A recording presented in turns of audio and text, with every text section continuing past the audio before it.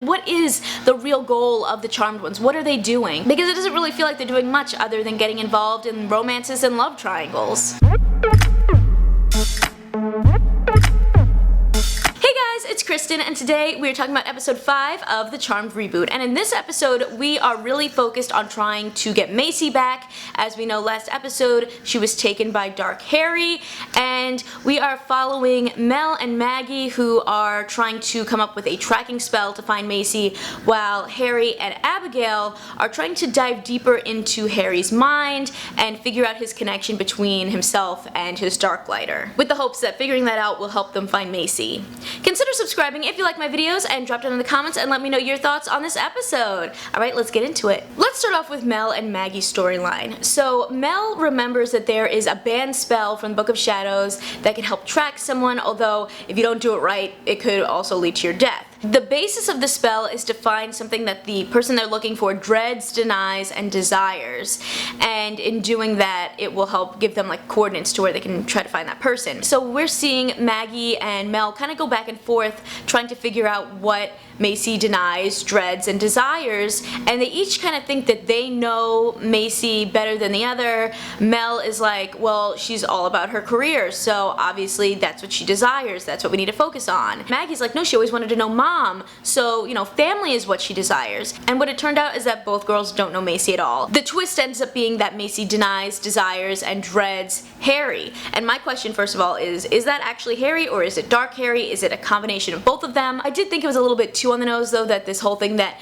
Macy dreads and desires and denies herself is some version of Harry, and we got to see this picture that she's drawn of him. I just thought it was a little bit cheesy. But I guess for those who are interested in Hacy, this is the episode that it kind of all starts to come to fruition. The other thing, and I'm not sure if this was really the intention that the writers wanted to give us from this episode, but it felt like Maggie and Mel don't know Macy at all. And it's like, maybe if they really focused more on the sisterhood, they wouldn't have had these problems. Maybe they need to like actually sit down as sisters and like get to know each other better and spend time together and not just be kind of all following their own individual storylines. Like, come together a bit more. So while that was a little bit frustrating, one of the things that was kind of cool around this part of the episode was them getting contacted by Marisol through Kat. So we find out that since that astral projection episode where Kat helped them with the meditation, she's been seeing really weird things, she's been seeing worms, and now she's being contacted by, you know, invisible figures. Maybe these invisible figures want to help the Charmed Ones? So Kat is continually trying to get in touch with Mel this episode, and it doesn't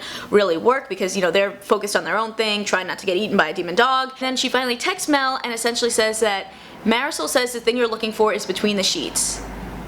So what? Like, Kat and Marisol are communicating? Like, that's crazy. But then after, you know, this really cool revelation that like Kat can talk to the dead, it seems like she goes missing because there's a sign on her shop that says it'll be closed until further notice. So what happened to Kat? Are we gonna learn more? Does she actually have magical abilities? Is this really Marisol that is contacting her, or someone else pretending to be Marisol? We've seen that before. I kinda hope it's real. I hope that Kat is actually psychic and is seeing Marisol's spirit and getting guidance from her, because I think that's really cool and could be a step in us maybe getting to see a physical form of Marisol come back at some point, like as an actual ghost or spirit. So then we're following Harry and Abigail, who are on a mission to see if they can figure out more about the connection between Harry and Dark Harry. Abigail has this special power that's only within her family and her bloodline, where she can do sort of this demon mind meld thing, and she can get inside someone's head and they can physically like walk through the person's mind to discover, you know, what they need to discover. And one thing that comes to mind actually with that is, since this is a family specific power, you know, only people within her like lineage have this, it kind of seemed a little bit similar, like maybe a more powerful version of Macy's evil sight. You know, with Macy's evil sight, she could sort of see what's happening inside her head, but with Abigail's power, maybe that's an advanced version of that, she can actually go with the person inside their head. And that does make me think, like, are they really connected? Are they sort of sisterly bound in a way through their demon sides? I feel like Macy and Abigail have been kind of set up as very similar this season. They're both half witch, half demon. They both don't have like super great relationships with their families. Could there be something to that? But in this mind meld, we get to learn a lot more about Harry's background and kind of see a little bit more of the darker sides of Harry. We also see this other mysterious shadowed figure walking through his mind as well, and we get to see him finally learn more about Darklighters and Whitelighters and how they came to be. We see the scene where they suck the Darklighter out of him, you know, the darkness out of him, and I guess just to make him solely good. And they put the Darklighters in these bottles that are sort of like prisons, and the reason they do that is because they learned from the first White Lighter, Helen, that it's not a good idea to give a Darklighter a physical form because they're dark, they're evil, and they're not going to do good things. So moving forward, they've kept these Darklighters in these bottles. And through that we learn that since the Elders are dead and the White Lighters are connected to them, and which is why they're all dead, that the Darklighters are also all dead. The only ones who aren't, though, are the ones who've had their connections severed, which are Helen and her Darklighter and Harry and his Darklighter. My other thought is the two Harrys are halves of a whole. Will we have to see them be combined at some point to become a whole person?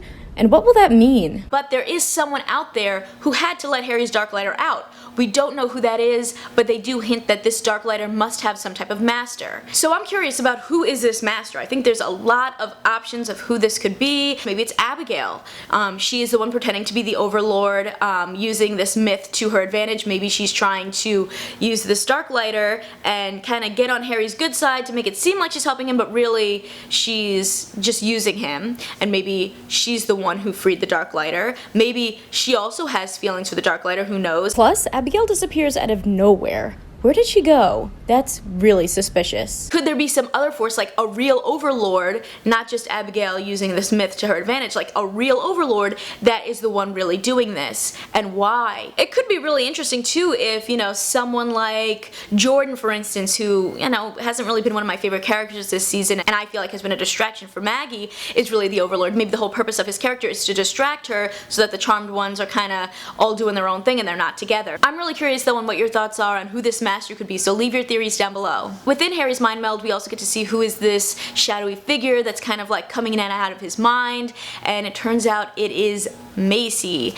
And we get to see her kind of do this strange, like, recreating a scene with Harry that she had already done with Dark Harry, like a similar conversation. And what we learn from this is that Harry has feelings for Hacy, Dark Harry has feelings for Hacy, and Hacy has feelings for one of them, both of them?